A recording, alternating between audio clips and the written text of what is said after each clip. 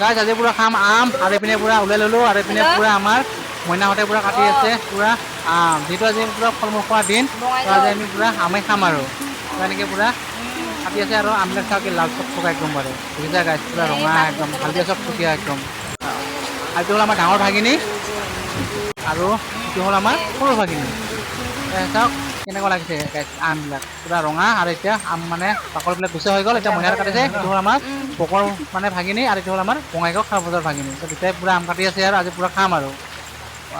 মজা একদম আৰু মইনাহঁতে পুৰা আম কাটি আছে তো আজি পুৰা আম খাম আৰু এইপিনে পুৰা দি আছে বৰষুণ আৰু এইপিনে পুৰা বৰষুণো পৰি আছে তেনেকে চাওক পুৰা মজাকে কাটি আছে আৰু আজি পুৰা খাম আৰু